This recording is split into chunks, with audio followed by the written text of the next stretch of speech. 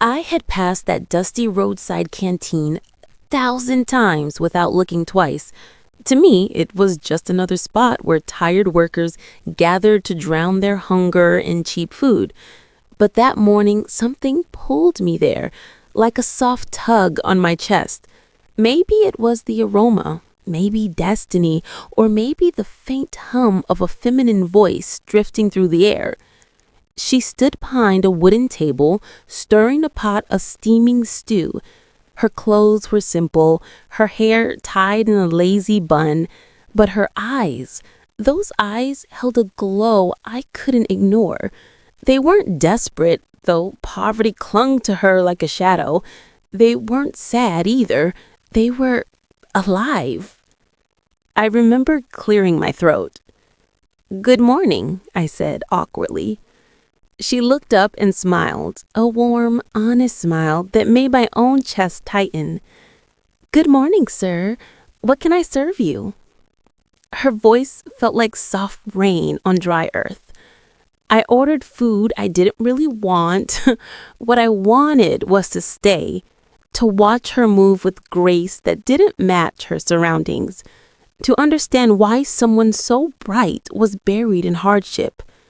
As I ate, I noticed how she treated every customer with respect, laughter, patience, qualities rare even among the wealthy. She didn't see herself as small. There was pride in her work, dignity in her hands.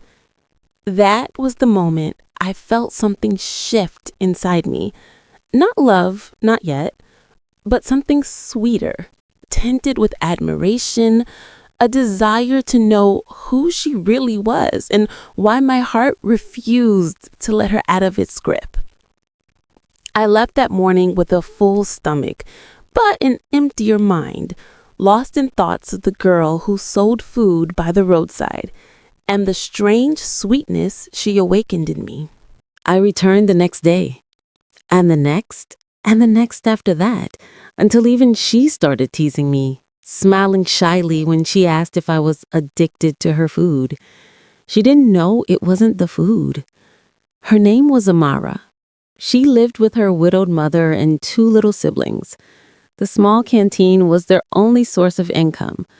Her father had died just 2 years earlier, leaving behind debt and grief heavy enough to crush anyone else. But not Amara. There was something resilient about her. I started helping her wash plates, carry water, fetch supplies. The customers laughed at the sight. Me, in my clean shirts and polished shoes, struggling with buckets like a lost boy. But Amara never mocked me. She only laughed sweetly and said, "You look better when you're not pretending to be too big." Her words cut and healed at the same time. She told me about her dreams, opening a real restaurant one day, sending her siblings to school, giving her mother a better life. Dreams she spoke of boldly, not like someone wishing, but someone believing. I didn't tell her who I really was. Not yet. She didn't know I was one of the youngest CEOs in the country. She didn't know I drove past her canteen in a tinted car every morning. She didn't know wealth and power were things I carried casually, like an overfilled wallet I'd forgotten was in my pocket. With her, I wasn't the billionaire. I was just me, a man who found comfort in her presence. And oddly, she treated me the same way she treated everyone else, with warmth, respect, and laughter. She made me feel human, seen, grounded. Our friendship grew naturally, like vines climbing an abandoned wall, quietly but powerfully. Yet beneath that growing bond lay a tension neither of us dared acknowledge. Not yet. One evening, the sky broke open with rain so heavy the canteen began to leak. Customers scattered, but I stayed behind, helping Amara pull the tables under the shed. Her hair got wet, sticking to her cheeks, and she laughed breathlessly as we hauled things around. When she turned suddenly, her wet hand brushed mine. We both froze. Her eyes lifted, deep and shining. The world slowly blurred around her face. Rain softened into distant noise. Our breaths mingled, warm against the cold air. It was then, in that tiny suspended moment, that I realized the truth. I was falling for her. Not the polished romance I had seen in movies or the shallow attraction that had chased me in wealthy gatherings, but something raw, something real, something sweet I had never known existed. She stepped back, flustered. I I should get more buckets for the leaks, she whispered. But even as she disappeared inside, I could feel the air of still trembling with what almost happened. That night, I lay awake thinking of her, thinking of how her laughter healed me in ways money never could, thinking of her hands, small yet strong enough to carry a family, thinking of how the world had given her nothing, yet she gave so much of herself without hesitation. I suddenly felt ashamed of my privilege, my secrets, my easy life. The next day, she avoided my eyes. The tension thickened, but when I finally asked, "Are you okay?" she sighed softly and said, "Sometimes the heart feels things the mind is not ready to understand." That was when I knew she felt it too. The sweetness neither of us had planned for. The sweetness I never knew existed until her. Secrets are like walls, useful for protection, dangerous when they trap the wrong things inside. Mine was beginning to suffocate me. One afternoon, as I sat peeling vegetables beside Amara, a convoy of black SUVs suddenly slowed near the canteen. My security team. I had told them not to follow me here, but they were stubborn. They wanted updates. They wanted me safe. They wanted to remind me of who I was. And they did, loudly. "Sir, the board is waiting for your signature. You can't just disappear like this." Amara's hands paused mid-motion. She looked between me and the expensive cars, confusion tightening her brows. "Sir?" she whispered. My heart sank. I tried to dismiss the guards, but the damage had been done. Amara stepped away from me, as though I were a stranger. "You're rich?" she asked softly. "I was going to tell you," I said, reaching for her hand. She pulled back. "Were you ever going to tell me? Or did you just enjoy watching me think you were like us?" Her words burned. "No, Amara, I swear." But she shook her head.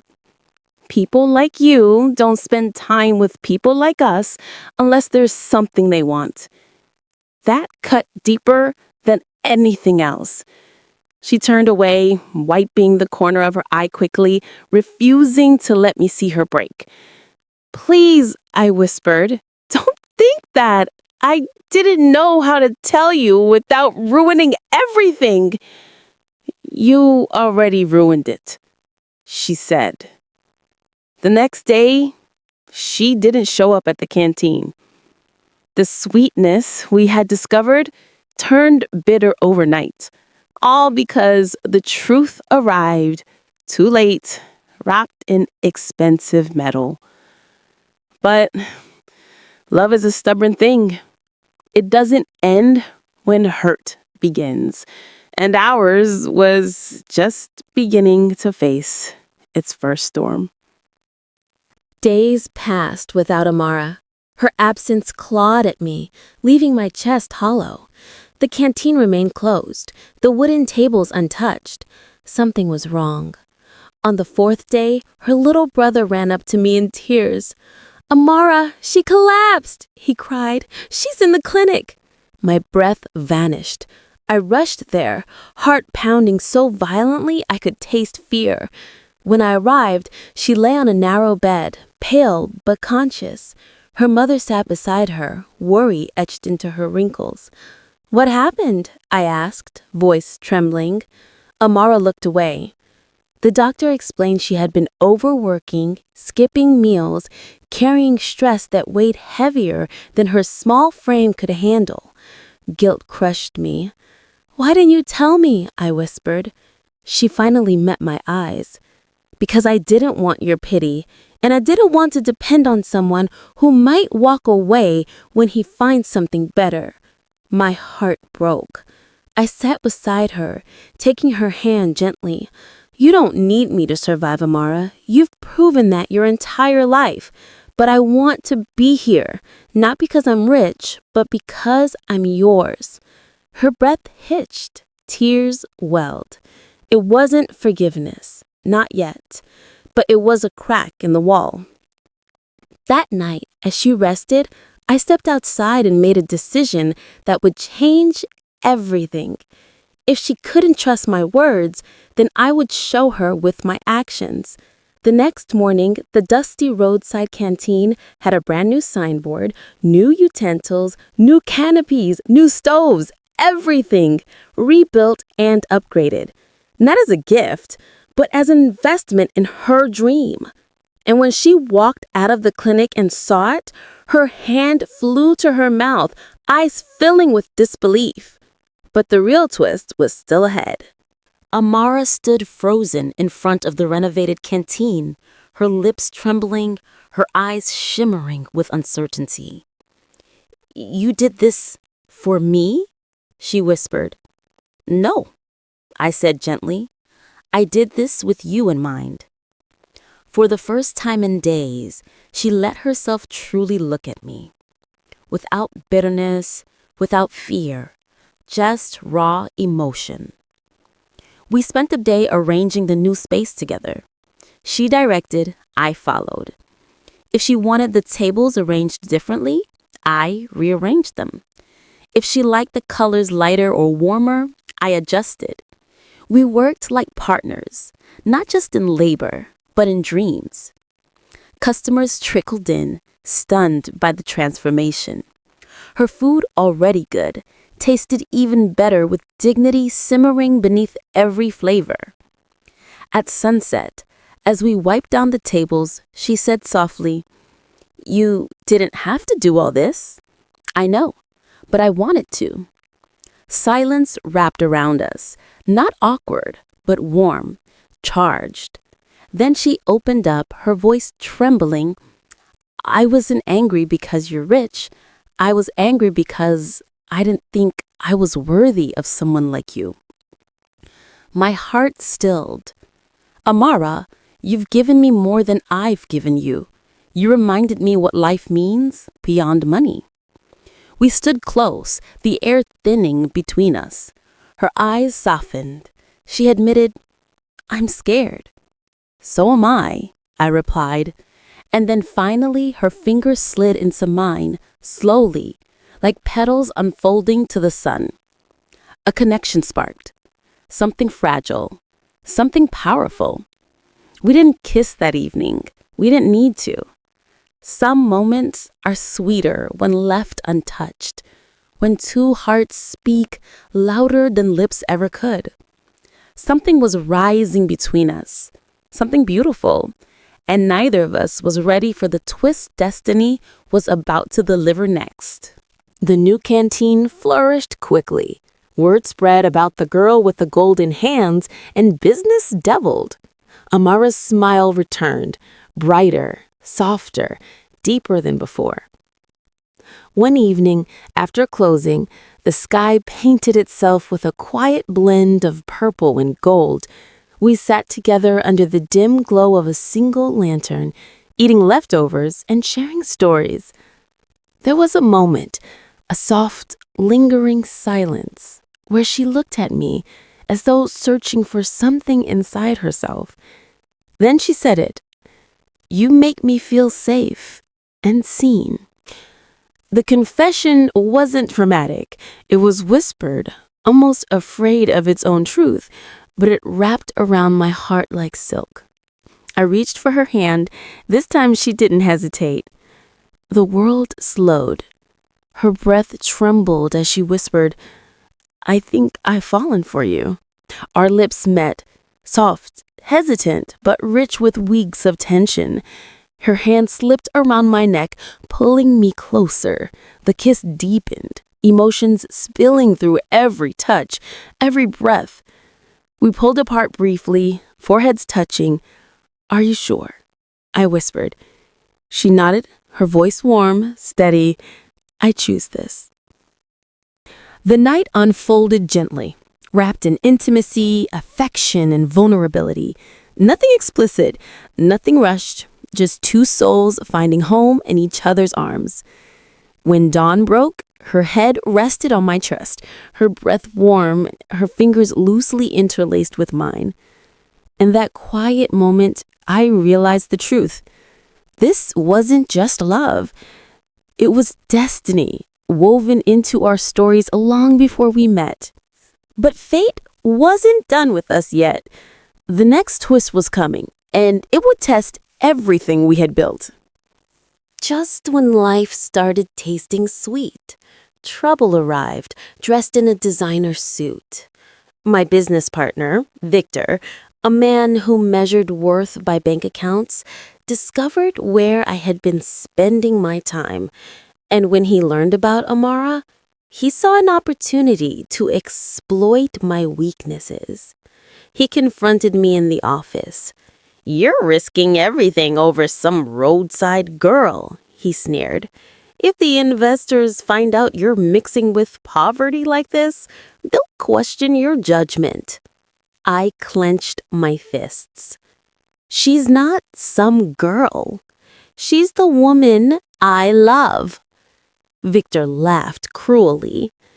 "You'll drop her, or I'll make sure the world sees her as nothing but a gold digger." I fired him on the spot. But I underestimated his spite. Within days, fake stories flooded social media, posts accusing Amara of manipulation, lies, and sleeping her way into wealth. She had no idea where they came from. Her customers whispered behind her back, her mother cried, her siblings looked confused. One evening she confronted me, tears in her eyes. "Did I ruin your life? Did loving me cause this?" My heart shattered. "No, Amara. Someone is attacking us because they fear what we have." But pain clouded her mind. "I can't let you lose everything because of me. Maybe we should take a break." "No," I said firmly. "We face this together." She shook her head and ran inside before I could stop her. For the first time since meeting her, I felt helpless. But then something inside me hardened, not with anger, but with determination. If the world wanted a war, I would fight with everything I had. Not for my pride, for her. Because love that is sweet enough to change a man is strong enough to survive a storm. I launched my counterattack in silence. No press conferences, no interviews, no shouting, just action. I gathered evidence of Victor's sabotage. Bank transfers, deleted files, fake accounts, hired trolls. Piece by piece, I built a case strong enough to crush him. And when the truth came out publicly, the narrative shifted instantly. She wasn't the gold digger. He was the liar. But my focus wasn't on victory. It was on getting Amara back. I returned to the canteen one night and found her sitting alone, staring at the empty street. Her eyes were tired, her shoulders slumped. "I saw the news," she murmured when I approached. "You defended me." "I don't defend you," I said softly. "I stand with you." Tears rolled down her cheeks. "I thought being in your world would break me. And I thought being in yours would make me fall." She looked up sharply. "What?" I knelt in front of her, taking her hands gently. "You think I made you better, Amara? No, you made me better.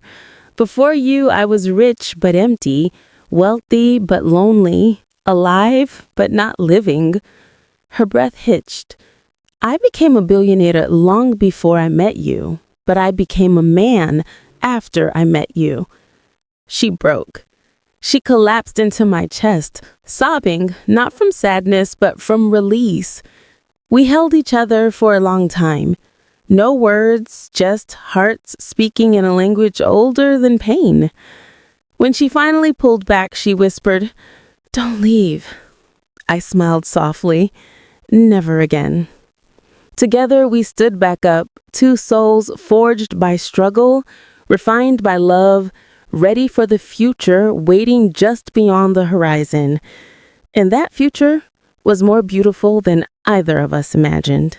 A year later, the dusty roadside canteen no longer existed. In its place stood Amara's kitchen, a stunning two-story restaurant overlooking the city. Her mother managed the accounts, her siblings helped with service, and Amara, she became the woman she always dreamed of. Confident, respected, admired. She wasn't just a food seller anymore. She was a brand. On opening day, as camera flashes sparkled and guests applauded, Amara stood beside me in a simple, elegant dress. She looked breathtaking, not because of wealth, but because she was finally shining without fear. When she took the stage to speak, her voice wavered with emotion. "This restaurant is dedicated to the man who walked into my life when I had nothing. He didn't just believe in me. He showed me love can build what life tried to break." The crowd clapped. Then she turned toward me, eyes glowing. She continued, "I never knew love could taste sweet until I met him." My heart swelled. After the ceremony, as golden lights illuminated the place, I pulled her aside. "Amara," I whispered, "I have one more dream, and I want to build it with you." She blinked, confused, until I knelt, opening a small velvet box. Gasps echoed. Her hands flew to her mouth. Tears spilled immediately. I said softly, "Marry me. Let's create sweetness forever." She nodded before I even finished speaking. "Yes," she cried. "1,000 times yes!" We kissed as cheers erupted around us. Her family, customers, staff, friends, all celebrating the love that survives storms, secrets, and shadows. In that moment, I realized something profound. I never knew it was sweet. Life, love, destiny, until I met the poor roadside food seller who made me a billionaire.